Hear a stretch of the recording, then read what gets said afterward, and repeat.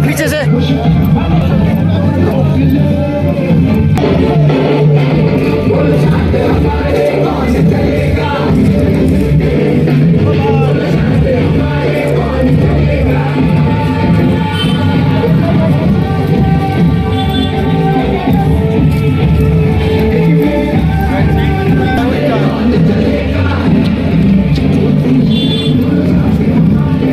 आप थोड़ा पीछे से खींचे ऐसे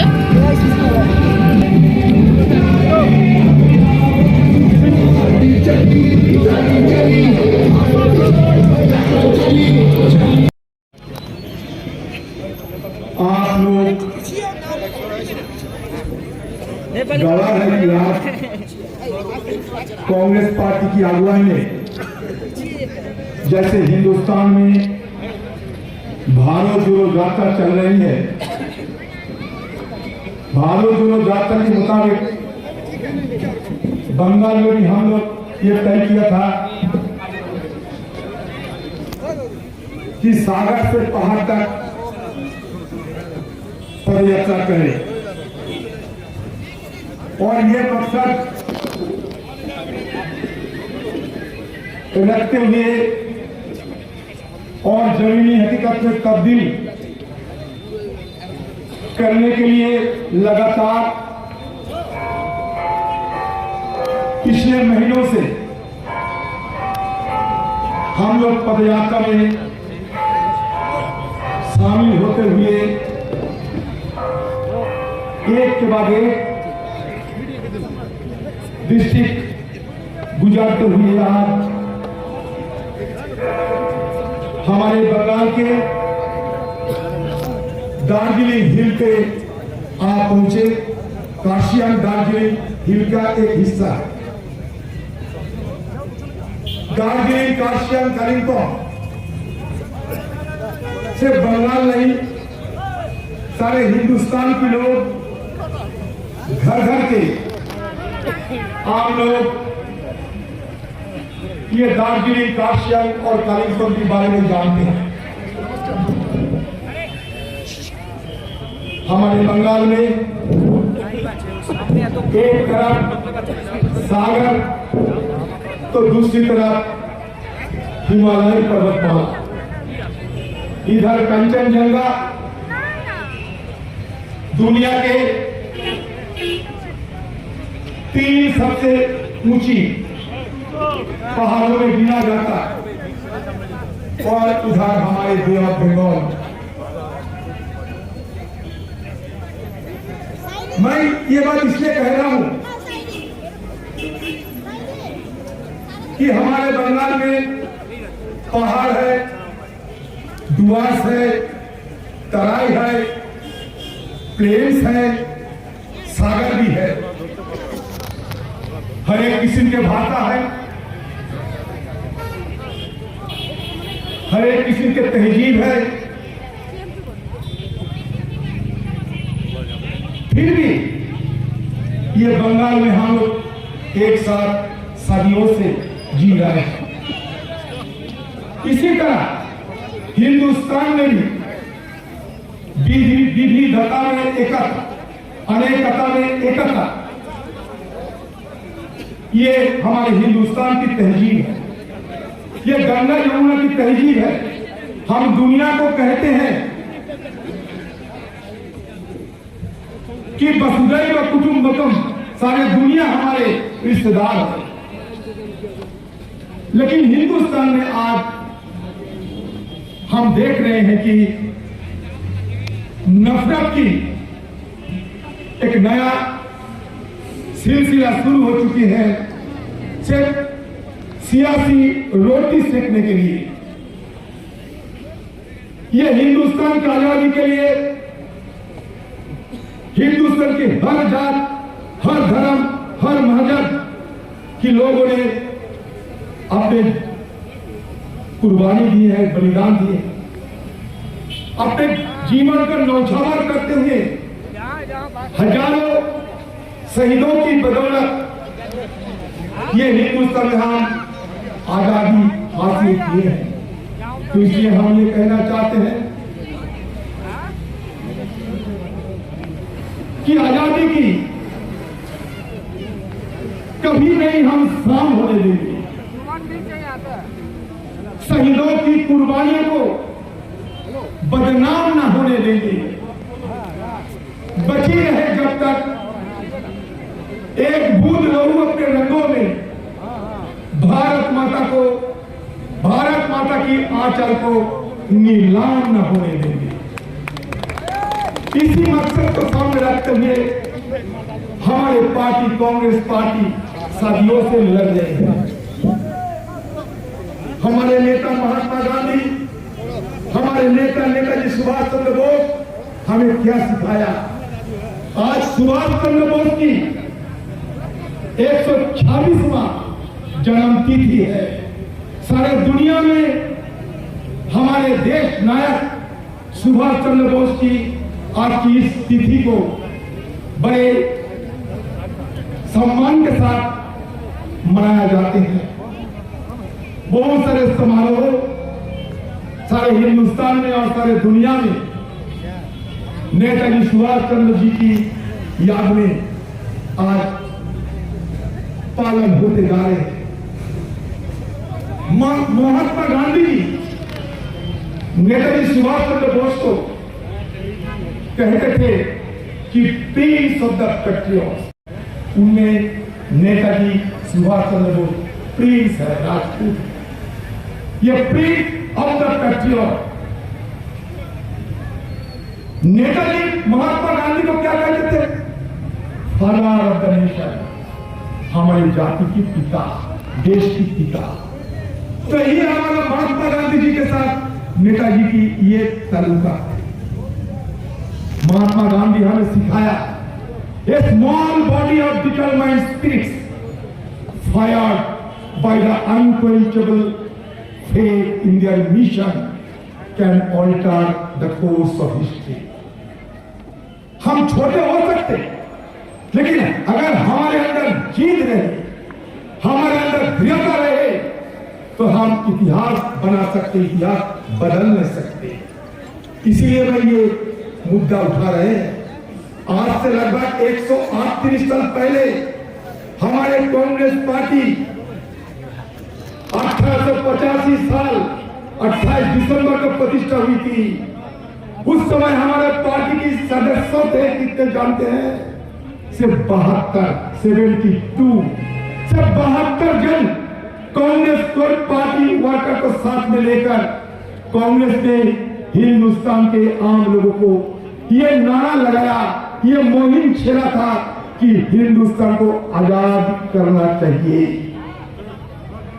लोगों ने बहुत मजा उड़ाया था, ब्रिटिश बड़ा उपहास किए थे, लेकिन इतिहास गवाह है कि उस 72 जन कांग्रेस पार्टी की जो कार्यकर्ता थे, उनकी जो लक्ष्य थे, उनकी जो टारगेट, उनकी जो मकसद थी, वो हम कामयाब करके दिखाया। इसलिए हम ये कामयाब कर ना सके क्योंकि सारे हिंदुस्तान के आम लोग कांग्रेस पार्टी की इस नारा में शामिल हो चुके थे।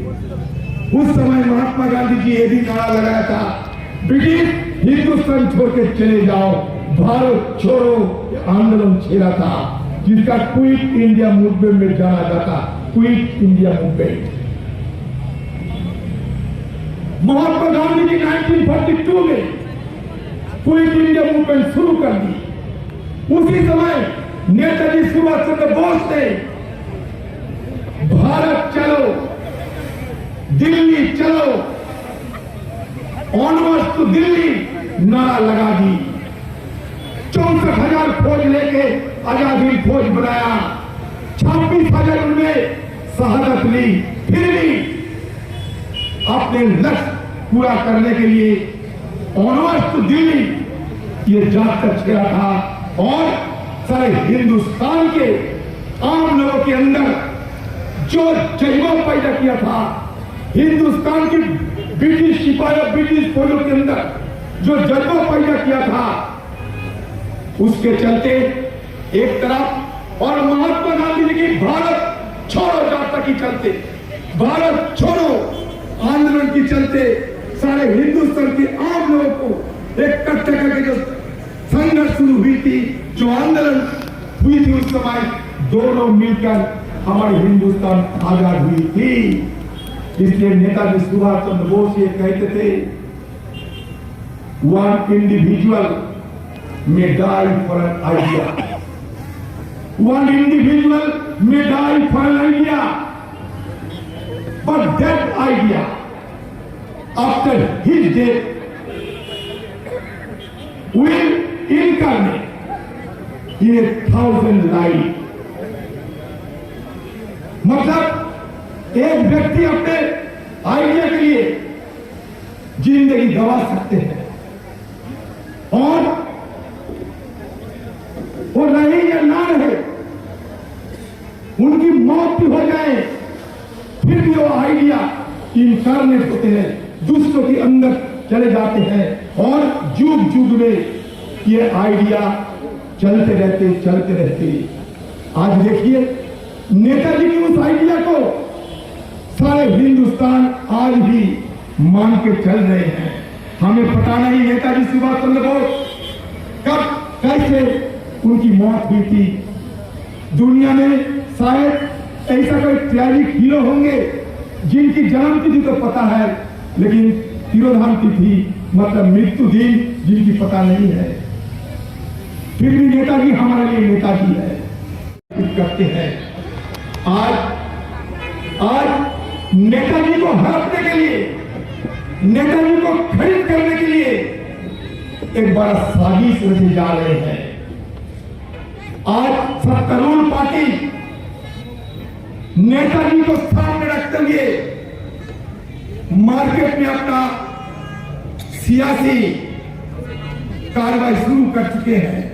उनका कहना है कि हिंदुस्तान में नेताजी को अगर कोई सरकार ने सम्मान दिए होंगे तो वो बीजेपी की सरकार है।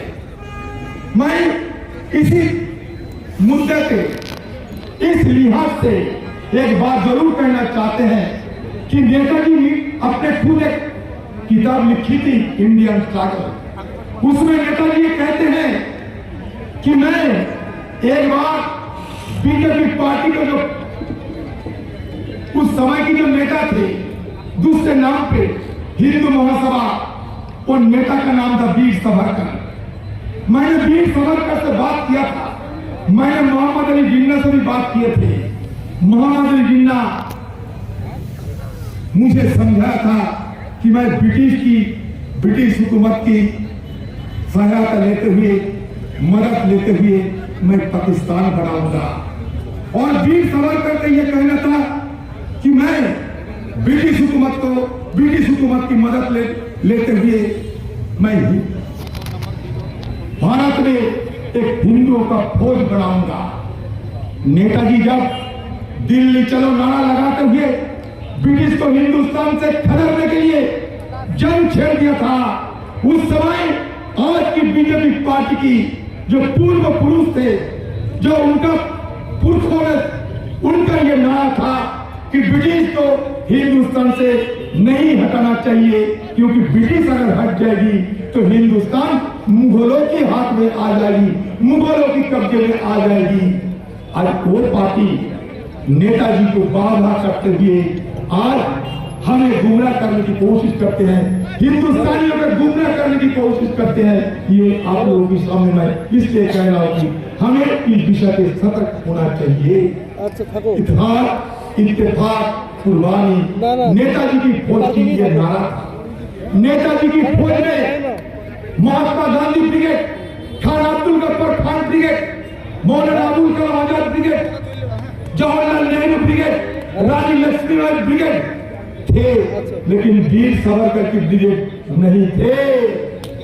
ये बीजेपी वालों को मैं याद दिलाना चाहते हैं, कभी महात्मा गांधी को हड़पना चाहते हैं, कभी सरदार वल्लभ भाई पटेल को हड़पना चाहते हैं, कभी अम्बेडकर को हड़पना चाहते हैं, कभी नेताजी सुभाष चंद्र बोस को हड़पना चाहते हैं, क्योंकि इन लोगों की जेब में कोई नेता नहीं है।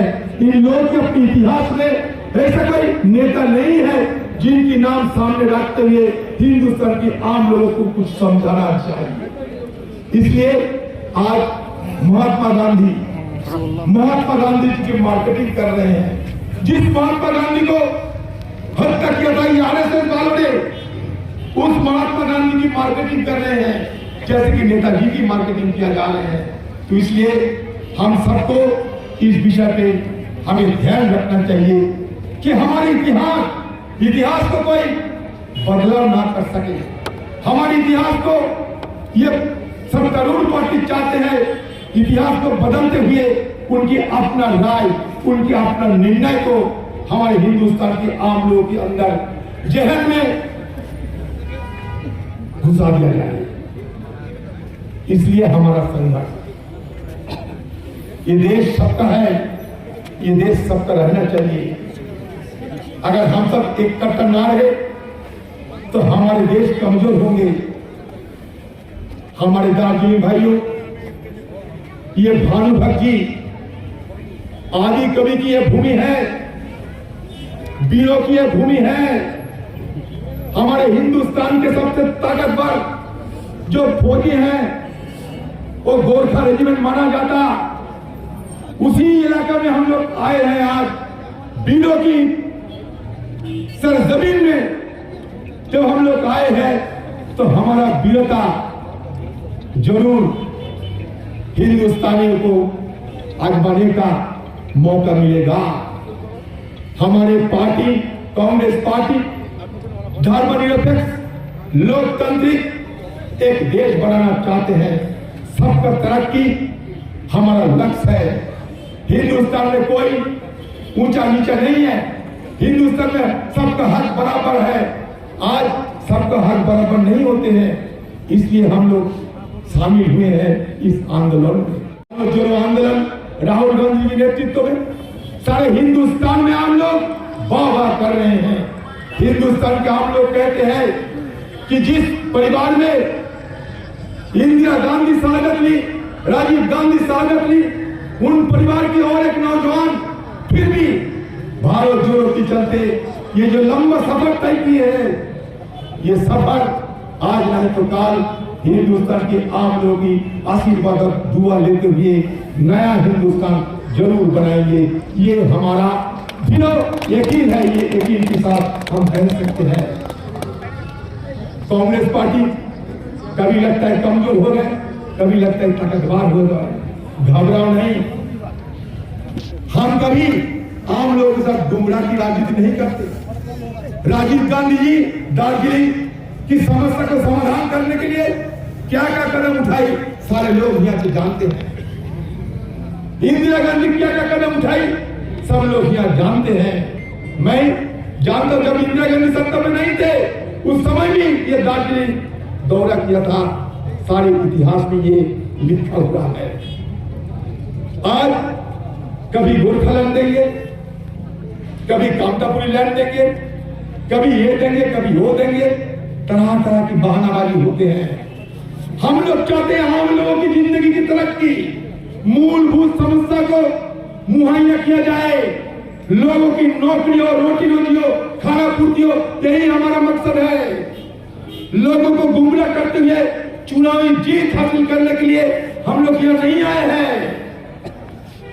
हम ये कहना चाहते हैं, जब चीनी फौजों ने डोकलाम में अपने मोर्चा खुले हैं, सिलीगुड़ी कॉरिडोर, चिकन कॉरिडोर, इसके ऊपर इनकी निगाहें टिके हैं।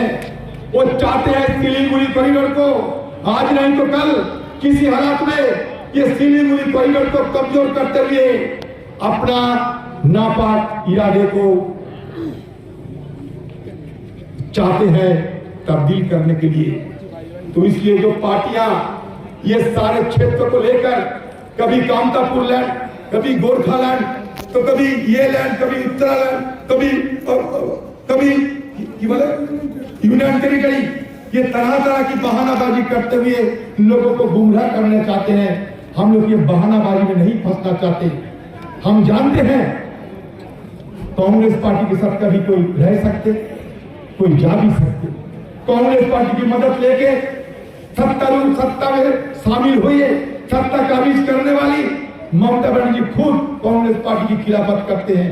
जब राहुल गांधी जी की सारे हिंदुस्तान समर्थन करते हैं, भारत जोड़ो यात्रा की चलते, एक मात्रा दो पार्टी मोदी और दीदी समर्थन नहीं करते। आप लोग देख रहे हैं। इसलिए हम कहना चाहते हैं, जिंदगी में कितने दोस्त आए और कितने बिखर गए। किसी ने 2 रोज के लिए आए, किसी ने 2 कदम चलते ही साथ भर लिए, पर जिंदगी का दूसरा नाम है दरिया। वो तो बस बहते रहेंगे, चाहे रास्ते में फूल गिरे या पत्थर। कांग्रेस पार्टी वो दरिया है, वो चलते रहेंगे, चलते रहेंगे, चलते रहेंगे। तो नेताजी की यादगार में हम उनकी जो लक्ष्य थे, हिंदुस्तान को ताकतवर बनाना, कोई मूल्यों पे हिंदुस्तान को एक रखना, सही सलामत हिंदुस्तान को बरकरार रखना, जिनकी लक्ष्य थे, वो लक्ष्य पूरा करने के लिए कांग्रेस पार्टी कोई कसर कभी नहीं छोड़े, आज भी नहीं छोड़ता है, अगले तारीख में भी नहीं छोड़ेंगे। हम जानते हैं नेताजी की जन्म तिथि, मालूम नहीं नेताजी की तिरोधान तिथि, फिर भी ये मैं कहूंगा, कौन कहते हैं कि मेरी मौत से मैं मर जाऊंगा? मैं तो दरिया हूं, समुंदर में उतर जाऊंगा। तो इसलिए आइए भाइयों, सब मिलकर ये हिंदुस्तान बनाइए। हम सब हिंदुस्तानी हैं। हमारा सबसे बड़ा परिचय ये है कि हम सब हिंदुस्तानी हैं और हिंदुस्तान हमारा देश है। ये देश को किसी हालत में हम कमजोर नहीं करने देंगे, ये कसम खाते हुए आप सबको हमारा सलाम, हमारा नमस्कार, हमारा प्रणाम बताते हुए मैं अपना वाणी को विराम देते हैं। जय हिंद, वंदे मातरम।